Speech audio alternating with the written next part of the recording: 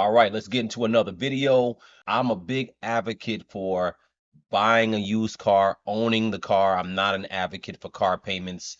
It's hard. I'm telling you, it's hard for people. I understand it's hard because cars are so emotional. They look good and you see yourself in it. You open the door, you like, look, oh man, this car is so, I'm gonna look so good in this car. I feel great about this car. I remember those days. I was like that in my early 20s. I understand. But This might seem like a big statement, but the car you drive can destroy your chance at building true wealth. Car payments are one of the true wealth killers of today that nobody wants to talk about. Over 100 million Americans have auto loans, many of whom are drowning in crazy amounts of debt with ridiculously high interest rates. Why? Because they thought that's what everybody does.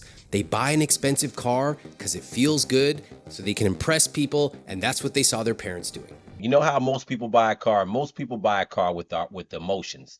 I would say it's the most emotion driven big purchase that people make. They may love the way it looks. They may like the status symbol that it gives to them, especially when it comes to luxury cars.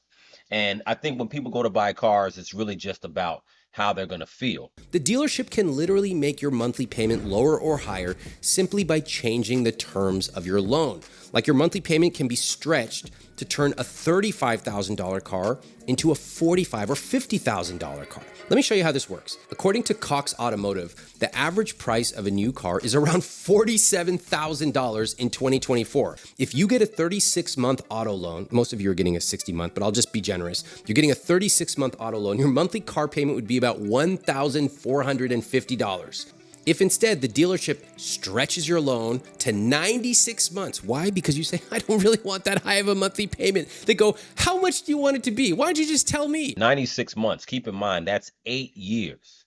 8 years. That's a long time. 60 months used to be the average. I don't know what the average is now because I don't finance cars, but many people get caught up in the car payment that they think they can afford. Now, the insurance.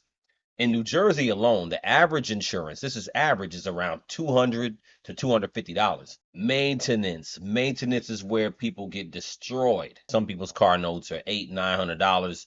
And that's, again, before they even touch insurance. After insurance, people are spending upwards of $1,200, $1,300 a month just for the insurance and the car note. We're not even talking about gas and maintenance. Ugh. But when it comes to huge purchases like a house or car, it's literally like people walk outside, trip, fall, and buy a $500,000 house or a $70,000 car. When you look at a new car, the average car is about $47,000. You see the depreciation after 2 years. It's cut in half. 3 years, it's cut in a third. I usually advocate this particularly for young people, people who are just fresh out of college or out of high school. Don't buy a new car. Car payments have reached record highs in recent years, and Americans are feeling the pinch. The average payment on a new vehicle rose 40% between April 2019 and April 2024. Some people will look at this and they will say, are you kidding me? I mean, that's basically a house payment for a lot of people. You know, we always had this idea that a new vehicle was something that was attainable for every American. Well, clearly we've moved away from that premise. Blame it on high interest rates and high vehicle prices caused by pandemic-era shortages. Here are a few numbers that illustrate how tough it has become. Just 10 years ago, car payments were nearly half of what they are today. The average is $760 a month right now, but quite a few customers pay more than that. A near record number are paying over $1,000 a month and have been for 4 straight quarters. If you look at 2014, the average car payment was about $450. Up to 10 years now to 2024, people are paying average. This is average, $761. This is the car payment alone.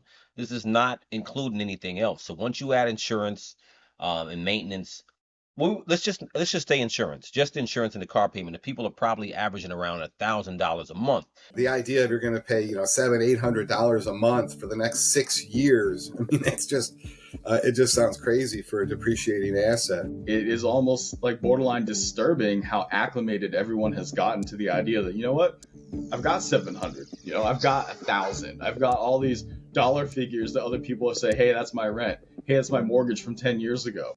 I'm a big advocate again for not buying new cars. So let me know what you think.